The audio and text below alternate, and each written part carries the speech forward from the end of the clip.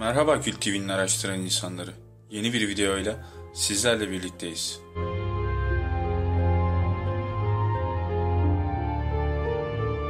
Masallar çocuklara uyumaları, yetişkinlere de uyanmaları için anlatılır. Derken masalların arkasında yatan gerçek hikayeleri kastetmişti Jorge Bucay. Madalyonun görünmeyen arka yüzü ya da kırmızı perdenin ardında saklanmış kahramanların gerçek rollerini. Evvel zaman içinde 1729 yılının ağır ve yavaş geçen soğuk kış gecelerinden birinde Hanau'dan yola çıkan Jakob ve Wilhelm Grimm adında iki kardeş zorlu bir yolculuğun ardından Frankfurt'a varmak üzereydiler. Onları sıcak şöminelerinin başından kaldırıp bu yolculuğa çıkartan sebep ise Frankfurt'taki güçlü bankerlerden biri olan Rudi Woller'den almış oldukları siparişi teslim etmek. Woller uzun zamandan beri sıkıcı geçen gecelerini heyecanlandırmak için bir şeyler yapmak istiyordu. Geceleri şömine karşısında okuduğu pornografik hikayeler artık kendisini eskisi kadar heyecanlandırmıyordu. Çünkü o hikayeler zaman içerisinde hem masumlaşmıştı hem de kafasında yeni oluşan heyecan verici eğilimlerden çok uzaktı. Bir cumartesi günü Doğu seyahatinden dönen üç arkadaşı ona, Doğu'da zengin tüccarların ve soyluların kendileri için özel pornografik kitaplar resmettirdiklerinden bahsettiler. Ve o yolculuk sırasında kendileri için yaptırdıkları porno kitapları gösterince Waller'in kafasında ne yapmak istediği oluştu. Göttingen'de profesör olarak çalışan Grimm kardeşler kendilerine gelen davetiye karşısında biraz şaşkındılar. "Önemli bir iş için beni ziyaret etmenizi beklerim. Saygılarımla Ruth Woller." Grimm kardeşler Woller'in adını duymuşlardı. Ama adından önce onun özel zevkleri için akıl almaz paralar harcadığı söylentisi kendilerinin kulaklarına kadar gelmişti. Ertesi gün Frankfurt'taydılar. Woller'le karşılıklı konyaklarını içip işin detaylarını konuşuyorlardı. Woller Grimm'lerden kendisi için bir hikaye yazmalarını istiyordu. Fiyatta anlaşılmış, Woller hikaye içinde özellikle ne istediğini söylemişti.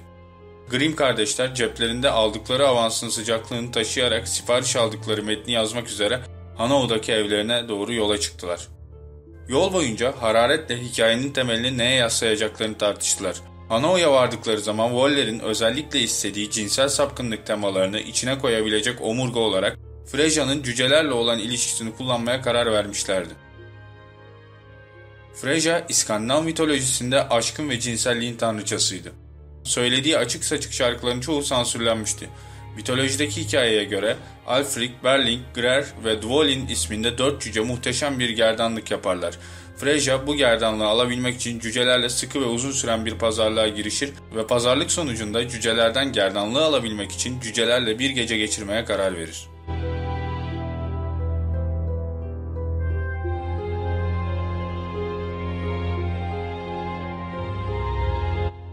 Grimmler, Freja'nın hikayesini Dante'nin ilahi komedyasıyla eski dönemlerin gotik halk esatirleriyle harmanlayarak içinde Woller'in de istediği cinsel eğilimleri de katarak Pamuk Prenses yani orijinal adıyla söyleyecek olursak Maria Sophia Margaret Christian von Ertel ve 7 Ölümcül Günah isimli grotesk pornografik öyküyü yazdılar. Sulu karın ağır ağır yağdığı o gece Jakob ve Wilhelm bitirdikleri pornografik metni Woller'e okumak için gidiyorlardı ve okudular. Woller hikayeden o kadar haz aldı ki hikayenin kendine sunduğu haz havuzunda uzun geceler boyunca yüzdü. Ve içinde yüzdüğü havuzu genişletmek için Grimm kardeşlere yeniden davetiye gönderdi. Ertesi gün yanlarına gelen Grimmlerden bu hikayeyi ebeveynlerini de çocuklarına çekinmeden okuyabilecekleri bir masal haline dönüştürmelerini istedi. Tek şartı haz aldığı cinsel hezeyanlar masalda yerini koruyacaktı. Grimm kardeşler daha önce almış oldukları paranın 4 katını ceplerine koyarak Woller'in yanından ayrıldılar. 4 ay sonra anneler ve babalar piyasaya yeni çıkan bir kitaptan uykuya direnen çocuklarına Pamuk Prenses ve 7 Cüceler masalını okuyorlardı.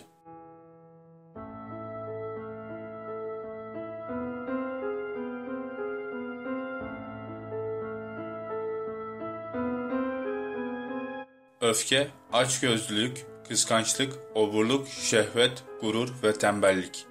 Bunlar Dante'nin ilahi komedyasında cennete giden yolda arınılması gereken 7 ölümcül günahının isimleriydi. Grimm kardeşler hikayenin ilk halinde 7 cüceye bu isimleri vermişlerdi. Çünkü Woller'in amacı günahtan kaçmak değil, tam tersi yani olabildiğince günaha bulanmaktı. Aynen Pamuk Prenses gibi. Hikayede Pamuk Prenses cücelerin evine girince masada 7 tabak görür ve her tabaktan bir kaşık alarak yer. Bu onun 7 günahı tek tek tatması ve daha sonra da bundan aldığı hazla kendinden geçerek uykuya dalmasını anlatır. Günahlarla oynamak ona haz veren bir duyguydu. Günah işlemek. Grimm kardeşler hikayeyi masal haline getirince tembel, obur ve öfkeli dışındaki diğer cücelerin isimlerini değiştirdi. Pamuk Prenses masalında karısı ölmüş bir kral, kralın kızı yani Pamuk Prenses, kralın aynı zamanda büyücü olan yeni karısı yani kraliçe ve 7 tane erkek cüce var. O cücelerin neden hepsinin de erkek olduğunu düşündünüz mü? Ve neden bakire bir prensesin bu 7 erkek arasına sığındığını ve bir de nereden geldiği belirsiz olan nekrofilyak bir prensin varlığını. Bu kimlikler arasında aynı Sodom'daki gibi yergi yok. Gizli gizli kimlikleri sızdırma var çocuk masalı adı altında. Aynen Waller'in de istediği gibi. Kazanan kim masalda? Prens ve prenses mi? Cücelere ne oldu? Ya da baba figüründe olan ve masalın başında çöpe atılan kral nerede? Bu soruların cevabını veremez masal. Grimm kardeşler bu karakterlerin sonunu yazmayı unuttuğu için mi? Hayır. Çağdaş da olsa, eski de olsa, ısmarlanmış da olsa her masal bir kurban ister sadece. Ve masalı okuyan da bu kurbanı isteyerek verir. O kadar çok kitaba geçmiş, o kadar çok belleğe kazınmış ki bu masal. Ama en önemlisi toplumsal ahlak tarafından hemen benimsenmiş olması.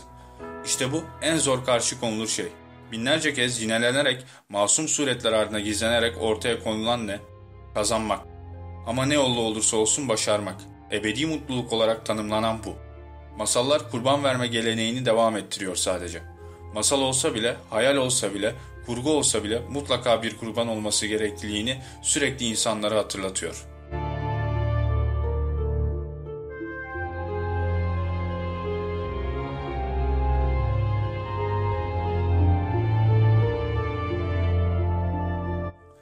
Bir videomuzun daha sonuna gelirken konuyla alakalı görüşlerinizi videonun altında yorum olarak belirtmeyi ve kanalımıza abone olmayı lütfen unutmayın.